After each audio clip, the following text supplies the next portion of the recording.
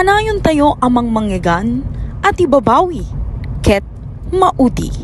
Ngem, para kanyak ken para ken ni Pastor Reynante Vivit, ket saan nga maladaw ti panagbabawi. Akas ken kuana, saan na ngay linged, nga isuna ket sakbay nga nagbalin na pastor, ket adu digiti nagpadasan na, adu digiti nararamidan na, nga saan nga husto. Ngem nupay, maudi iti panagbabawi, para kengkwana, ket saan nga narigat, nunala daw man, when nun nasapa, tayo, ket adda, ti sana nga agbalbaliw.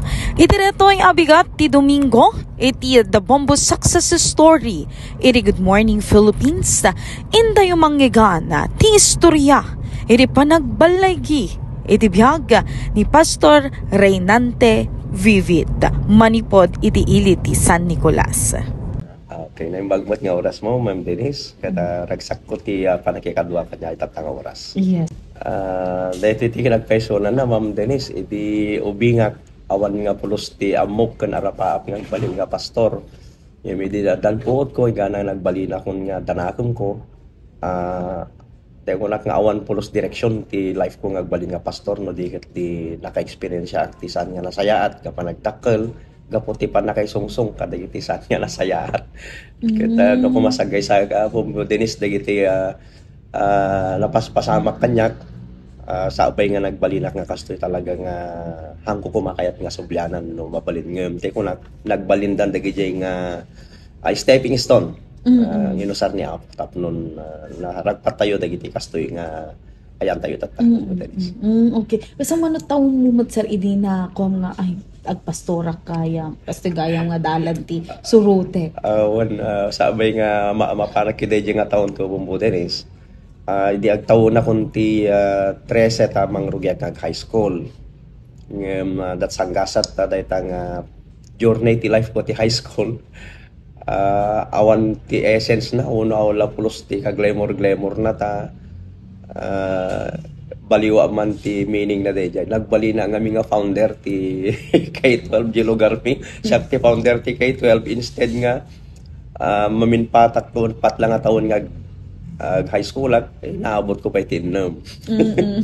So nga deja nga experience ko ay nakita aglalo dagiti teachers ko di high school at dagiti classmates ko nakita da na witnessan dati saan nga nasayaat nga panag diyan ko ti high school nang nangaron na ta na-impluwensya at dagiti saan nga nasayat nga pan naka-impluwensya. Iti tawon around mangrugin ti 13, 14, 15, 16, 17, 18 aging nga nakadagijay ket na-impluwensya akon ti saan nga nasayaat. Ket no mabalin na Ma'am Denise, mabalin ko nga sagay saan siguro so wag mama no. Tayo ko nga siguro kang ronan nga nakaisungsunga kon malaksid dagiti normal nga bisyo nga agsigarilyo kada ginom. Dagiti kasla normal lang nang kadagi ti agtutubo. Ngem ti nakarigrigat nga nakaisungsunga ket datay may parit nga agas kadagiti nga panahon. So nga ijay balay kapota siya ang mga di pamilya mi siya mo tagbabasa kiday nga eskwela ta nagsisina kami mo ti pagbasaan handa mo ti mapaspasamak kanyak lalalo ken itatang ko. So hanak may balbalay kadagi din nga panahon. So ti pagawida dagiti mga barkada kon nga tayo ko na ako nun ti pagsasawda same feather flocks together. So di jayon nga haanen nga nasaya at han nga nornos ti life ko engga nga awanen pay kay din ti masnok nga agbaling nga rapap no di kadayi no nya dayi da mga sitwasyon kaslakas dilatan. Iso nga kasjay Ma'am Denise ang kunay concentrate nagbasa. So nagbalin nga nga tawon ken nga ngani nagistayan nga hanak pay nga naggraduar ta dagitay mimistrak idi kasuratan da ni tatang kon at pinagagraduaren ti February. Ngam day di nga surat hang kumay dandanong kay ni tatang ko.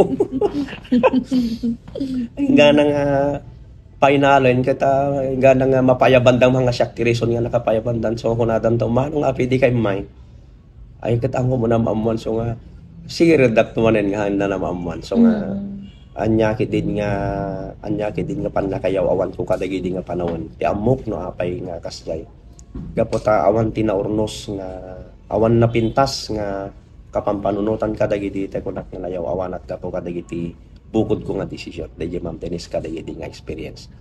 Ket di ko nam itatay nga no kasano ak nga nagbalin nga kasto itatta di pastor. In short, ang kukumakaya nga talaga. So at the age of 18 day ko nak nga adak pa lang high school, 18 ko high school. Tinaramid ni Apo Diyos nga wagas. Tangamin ma'am, ijaabe di balay may kapilya or simbahan nga talaga.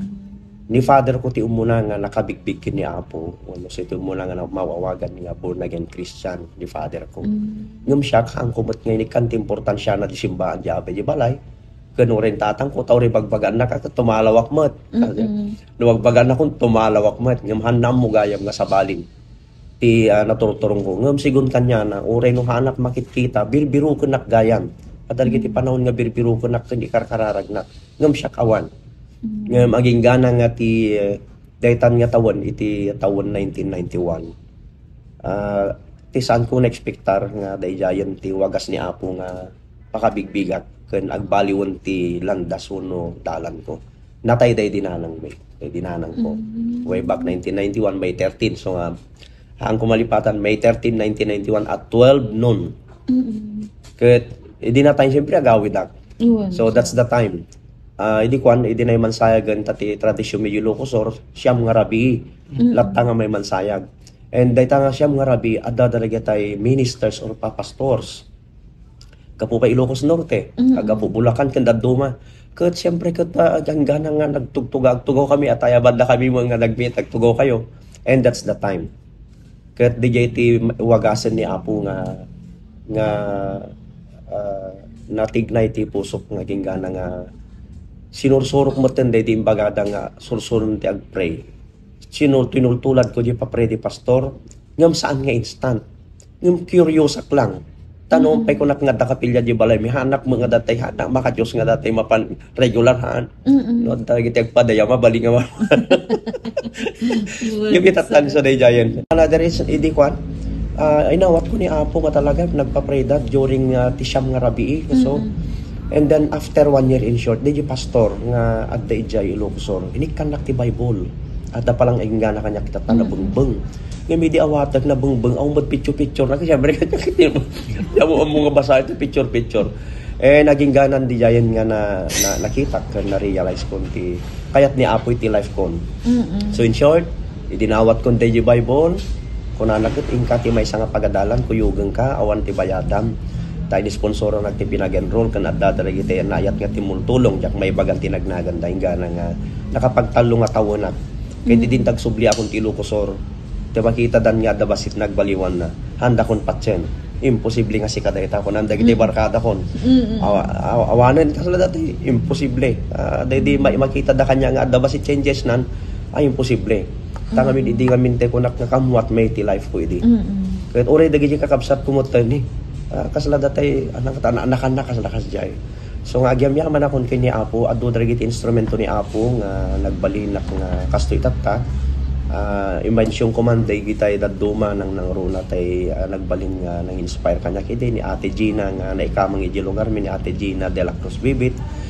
Iso tinagbalin nga may sanga ng mentor kanya kidi kuno man pedi may sanatayen.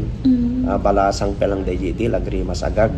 Kan aduda pay han ko may mention ida amin aduda handa nga taga dijay ngem nagka-concern da kanya gapota idi tamaki na mamamon dati life ko nga saan nga nasaya so aging gana nga itatan haan ko nga may baga amin no kasanon nga ti napalaos nga parabor ni Apon iti life ko aging gana nga napalabasen ti 3 nga tawon 5 tawon kahit haan ako nga kanayon nga agsubli dyan, tadida madida ko nga ma-accept nga kasalakas dyan. But thank God, ang gana. So 30 years kon nga pastor na ni po didi. That was 1995. So 2025 when. So 30 years kon. And nagyaman na kini Apo, kahit itata, kadagituin nga panahon. Makikita kon dayjay plinano ni Apo Diyos kanyak no payhang ko plinano. Tati plinano kidi kahit ko agbalin nga soldado. No apay kahit pagbalin nga soldado, syempre tapaltog ko. Kung dagiti nakagurgurak kada nakalablabang ko iti road pro pa, alistok laeng nganin nga iso ko nak anya ko dagito nga pampanunot. So dagiti ka pampanunot kung awan ni Apo Dios. Tipo sukon biyag ko. But thanks God dagiti nga panawonan nagbaliwan.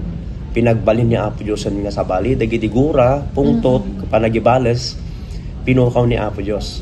So ini kana kun ti puso nga concern ti padak nga tao. Especially dagiti nakagurgura kidi sa nga kadagito yan haanin nga kasi ti trato dahan niya. Lumapan akon amuda kon nga pastor haanin nga kasi dati nga nung kikita kami ko pasangwandak ti arak, pasangwandak ti pulpulutan kay tatan agyam-yaman na kini Apo. Nga datayo ket han naka-perfecto. Han naka-perfecto nga magyaman na kada ti pamilya kita ta my wife, her name is Daisy. I have my son, tinagan na Rancy Dawn. I have my daughter ni Reyna Desiree. Ngay so dagito iti pamilya kitatang kadwak nga ti advocacy yami nga inawat mi kini Apo is to share the good news of Jesus Christ.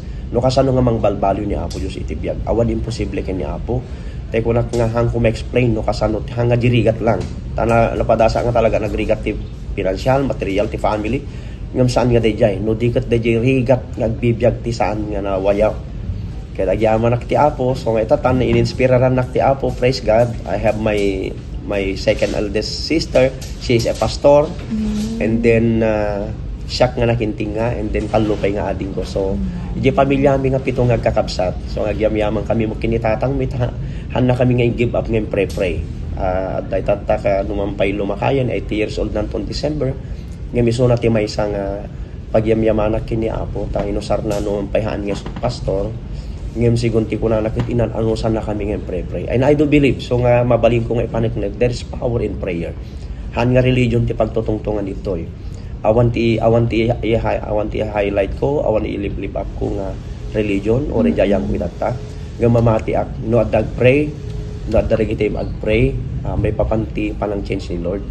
I do believe nothing is impossible. So that's why so dinay bagbak kanya itay tay ma'am nga dadarag iti advocacy tayo nga reach outan tayo kailangan niya so gagyaman so nuhang ko man maibagamin amin itata at least ati ko nak nga mangrugrugi mo ti partnership tayo mabalingat adun to pay ti mabalin mo i-share with hala nga siguro kanyak so kahit kung mga ma-experience mo ado daragi tay advocacy tayo han nga para church nga miulit ko this is our advocacy nga maidayaw ni Apo Dios and we want to reach the unreached people, dagiti hanapin ang gaganti good news about Jesus Christ.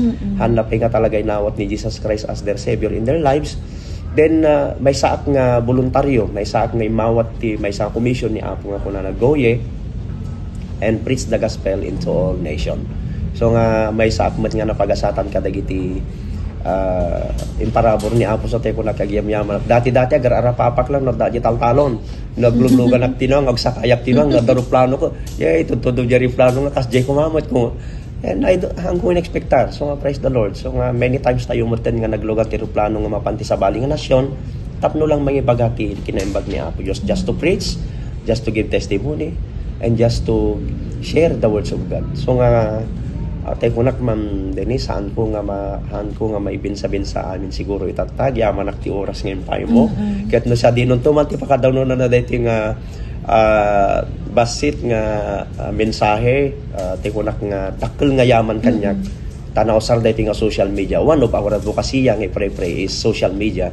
Ket ikararag ko nga ti stasyon ti Bombo Radio with your time ma'am and also ti cameraman nyo nga dumanon ko madayto nga ado ti ma-inspiraran nga kunak nga awan ti imposible kina Apo Dios nagbibiyag kayo ti kasla nakulong kayo ti saan nga nawaya awan ti inanama ti biyag kasla awanen ti paglong awan ti biyag so ngay din nga nasursurok since then until now haan ko pay napuotan ma'am nga nagbalinak nga datay nga hopeless until now nanipod idi nga itata 30 years iyo hanab nga nagbiag nga pastor nga datay na namay yung madadala tamo dagiti ko nating ups and downs ti life yung dagiti ka challenges so nga ibagak manen nga no kadagiti padak nga nakapadas kuno at dada pa dagiti han pa nakapadas tusto nga inanama ti biag awan sa bali no din ni Apo Jesus larang no ni Apo Jesus ket agari iti biag ko nak nga awan ti krimen awan ko madagiti kas dagiti aramid awan nagtatakaw awan ti agrafi ti dakes nga magyaman ak kini Apo tadagidi ket napalabasen mangkotak ti maysa nga verse iti Biblia di 2 Corinthians 5:17 ti kunana ket ko no ti maysa nga tao adda kini Kristo amin nga dan banbanag na palabas dan ket adtoy nagbalindan nga baro. Kaya nga sa wan dagiti daan dagitay sa amin nga nasayaat na palabasen, and behold all things become new. Pinabaro amin ni Apo Dios. So I thank God. Even though nga ori kadagitoy ket addarigiti pagkamalyan pagbasulan ti pagregsakak no makabasol tayo, ibaga tay kini Apo nga sorry pakaunan natin ni Apo Dios. He is faithful and just to forgive us. So nga once again thank you very much Ma'am Denise. Halang ita tatanapada sa mo di meditasyonen. Kaya ulit maning sa dino man ti pakadanunan dating mensahe, iulit ko man ni Apo Dios si may dayaw, ni Apo Dios ti papadayawan kadagiti narabin na tibiyag ko, iti pamilya, iti ministry, ken ti anyaman nga wagas nga mabalin tayo nga pakausan. Naitan mga kabombo, ti nagnguduan, ti segment tayo, ada Bombo Success Story, iri Good Morning Philippines. Iban paneknek ni Pastor Reynante Vivit, iti Assemblies of God Baay Bungon Church, nga ti panagbabawi, ket nupay maudi nga kunatayo nga kankanayon, ngem saan nga naladaw ti panagbabawi. Anytime mabalin ka nga agbabawi, karigiti amin nga nararamidam nga panagkunamket saan nga nasayaat. Apay kuma mga kabombo, tadaman en tinasakduyo nga adal, iti istorya ni Pastor Reynante Vivit. Dahil di pagayam yo, Bombo Janice Madamba, and this is Bombo Radio Philippines, the #1 and most trusted source of news and information. Basta Radio.